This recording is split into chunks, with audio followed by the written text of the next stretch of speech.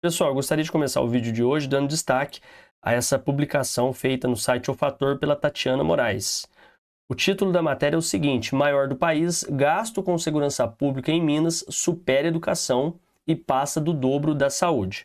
Obviamente que é imprescindível qualquer estado brasileiro investir pesado em segurança pública, porque eu nem preciso falar como é o Brasil nesse quesito. A questão da marginalidade, os crimes cometidos aí diariamente, a falta de segurança mesmo que o cidadão vive. Porém, a gente tem em contrapartida um descaso total com a educação. Fazendo um paralelo aí de Minas e São Paulo, a gente tem o seguinte: temos hoje um piso de R$ 5.130,63 para uma jornada de até 40 horas semanais. Esse piso deveria ser o mínimo para uma jornada de até 40 horas, desconsiderando planos de carreira, entre outros pontos aí de benefício do professor. Mas não é isso que os governantes estão fazendo. Eles estão juntando tudo, se deu 5.130,63 para 40 ou proporcional para uma outra jornada, eles falam que está dentro e beleza. Então, está largado mesmo o plano de carreira do professor no Brasil de modo geral. É claro que tem um estado ou outro ali que vai estar um pouquinho melhor. Mas fazendo um contraste dos dois estados com a maior parte da população brasileira, São Paulo e Minas Gerais, a gente tem esse pagamento de 5.130,63 para a jornada ampliada. Outras jornadas, a gente vai ter um salário ali diferente. No caso de Minas Gerais, por exemplo, tem-se 5.130,63 proporcional também, porque os professores de Minas, no caso do cargo normal, é 24 horas, então o salário é R$ 3.078,37. Então, tanto em Minas quanto em São Paulo, muitos professores, em Minas praticamente todos, e em São Paulo uma boa parte, tem que procurar uma outra rede para trabalhar, ou tentar fazer outra coisa para complementar o salário, porque realmente é um salário muito baixo pelo trabalho que é ser professor. Temos um apagão de professores aí, principalmente nas áreas de exatas.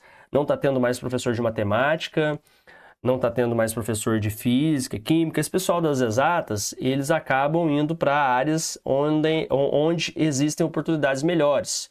Eu sei de um caso de um professor muito bom, engenheiro e tal, que por sonho quis dar aula, mas ao chegar dentro da sala, viu o desafio que era e acabou desistindo. Alunos aprontaram demais com ele. Tem caso de diretor que vai olhar a aula, às vezes o professor está tentando negociar ali com os alunos para, de algum modo, conseguir dar aula, e aí o aluno, o diretor fala que o professor não está dando aula, porque às vezes vê ele ali deixando os alunos conversar 5 minutos, supervisor, coordenador fiscalizando o tempo todo. Isso aí eu estou falando de Minas e São Paulo, por exemplo, onde eu tenho uma visão completa, mas quando a gente fala de outros estados, isso também acontece, prefeituras, enfim. E aluno que põe celular dentro da mochila, tem a lei agora que não pode usar celular dentro da sala, mas fica dentro da mochila deles, eles deixam no modo gravar, depois processa o professor por alguma coisa, fazendo um corte ali de informação, e isso acontece, tá, pessoal? Então, é terrível ser professor, é muito triste ser professor, não no pragmatismo do que seria ser professor. Dar aula é muito bom quando você tem as pessoas realmente interessadas em aprender.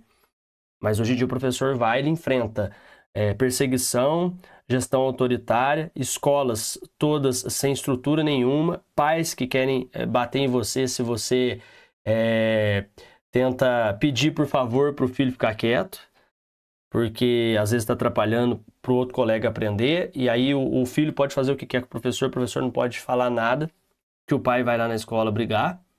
E como eu disse, muitos gestores também perseguem ali ou não dão autonomia suficiente para o professor, e a rede faz isso, temos a plataformização, então é muita coisa. Então não dá para falar tudo aqui. E pegando nessa questão dos governos que se dizem de direita, principalmente nesses dois estados, eles estão consolidando uma inversão lógica de prioridades. O investimento em segurança pública não é apenas uma escolha técnica, mas é também uma ferramenta de marketing político e de controle social. Enquanto o professor é visto como um custo a ser contido pela austeridade fiscal, o aparato policial é tratado como um investimento ilimitado.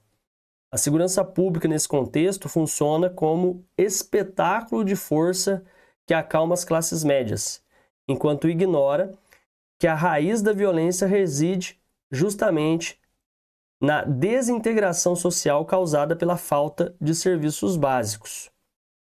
Para esses governantes, é mais palatável inaugurar um presídio do que reformar uma escola, pois a repressão oferece resultados visíveis e imediatos na percepção de ordem, ainda que seja uma ordem mantida sob a mira de um fuzil, e não sob a luz da consciência crítica. Falando especificamente do estado de São Paulo, mesmo onde existe um governo que prioriza muito mais a segurança pública, temos ainda reclamações por parte do efetivo da Polícia Militar de São Paulo. Então, muita gente não está feliz com algumas decisões tomadas aí pelo governador Tarcísio de Freitas. E olha que, como eu disse, o foco é na segurança pública. Não só pelo bem-estar do policial, da sociedade, mas pelo marketing que isso causa. Porque realmente o Brasil é um país complicado e isso é usado a favor do governante como marketing. Que jeito que ele faz isso? Ele usa as corporações para conseguir votos num país que está desesperado por segurança. E aí, educação, que vai fazer essa população que está chegando agora ter uma formação diferente, uma condição melhor de vida, vai ficando para trás e o problema nunca se resolve. Parece que isso é um projeto mesmo. É um projeto para que fique assim e essas pessoas consigam controlar cada vez mais o país, até a gente chegar em um momento que não teremos mais saída. O desmonte da educação pública, ele não é um erro de gestão, como eu sempre falo, ele é um projeto de governo.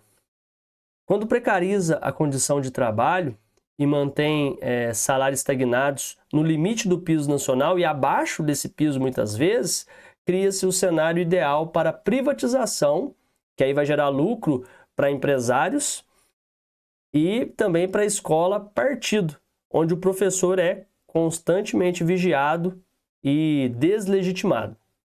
Em estados como Minas, que a gente está trazendo aqui o exemplo dessa reportagem, e São Paulo, o sucateamento manifesta-se no abandono da infraestrutura física e na substituição do ensino crítico por plataformas digitais que transformam a educação em um processo mecânico de entrega de tarefas. Esse esvaziamento do papel do docente serve a um propósito claro. Uma população educada para obedecer não questiona a má gestão dos recursos públicos. Por isso que tem muita gente que ainda defende golpe de Estado, que defende que na época da ditadura militar era melhor, porque eles foram ensinados a obedecer, a não ser crítico. Então a educação, ela torna-se o inimigo eterno a ser combatido através do asfixiamento financeiro, enquanto a segurança pública recebe os lucros da eficiência governamental. Essa é a ideia, até porque o marketing em cima desse setor vai trazer muito mais resultado. Ao analisarmos os orçamentos estaduais, percebemos que o teto de gastos é elástico para a compra, por exemplo, de armamentos, no caso de Minas, viaturas de luxo e softwares de monitoramento, mas é rígido e intransigente quando se trata de reajuste salarial para o magistério. Existe uma crença perversa de que a saúde e a educação são buracos negros de recursos, enquanto a segurança pública é o único pilar que justifica a existência do Estado. Essa lógica de guerra ignora a ausência de um sistema de saúde robusto e de uma rede educacional inclusiva sobrecarregada à própria segurança. No entanto, para a retórica da extrema-direita, o lucro político reside no medo. O medo demanda proteção e a proteção demanda um Estado armado até os dentes. Assim, o dinheiro que deveria climatizar uma sala de aula ou equipar um laboratório de ciências é desviado para a manutenção de um sistema que pune a pobreza em vez de educar o cidadão. A construção da narrativa desses governos coloca o professor na posição de doutrinador, enquanto o agente de segurança é o herói inquestionável. Esse binarismo serve para justificar por que o primeiro deve aceitar migalhas e o segundo deve ter acesso a orçamentos secretos e gratificações especiais. Em São Paulo, por exemplo, a insistência em modelos de escolas cívico-militares é a prova cabal dessa ideologia. Retira-se a autonomia pedagógica do docente e entrega-se a disciplina a militares, sob o pretexto de que a educação falhou. O que falhou, na verdade, foi o investimento. Ao militarizar o ambiente escolar, o governo sinaliza que a educação só tem valor se for vigiada. É a falência da pedagogia diante da força bruta. Um paralelo triste de um Brasil que acredita que o braço forte do Estado é mais eficaz do que o seu cérebro acadêmico. A afirmação de que não precisa de saúde nem nada reflete o sentimento de abandono das periferias brasileiras. Nos governos que priorizam a repressão, a saúde pública é entregue à sorte ou a organizações sociais que visam sempre lucro, enquanto a assistência social é desmantelada. O resultado é um ciclo de violência. A criança sem escola vira o adolescente sem perspectiva, que vira o alvo do Estado na fase adulta. A segurança pública torna-se a única face do governo que o cidadão pobre conhece. Não há médicos, não há psicopedagogos nas escolas, não há infraestrutura de saneamento, mas há patrulhamento constante. Essa seletividade do Estado mostra que ele não deseja cuidar da vida, mas gerir a morte e a punição, mantendo a desigualdade como um pilar de sustentação do poder de elite. Para profissionais que atuam na ponta da educação especial e inclusiva, por exemplo, o sucateamento é ainda mais cruel. A inclusão exige investimento em pessoal, em formação continuada e em materiais adaptados. Tudo que os governos de extrema-direita consideram gasto supérfluo. Ao negligenciar a psicopedagogia e o apoio especializado, o Estado empurra os estudantes com deficiência para a marginalidade educacional. Quando o governo diz que o foco é apenas segurança pública, ele está dizendo que desistiu de integrar esses sujeitos na sociedade produtiva e crítica.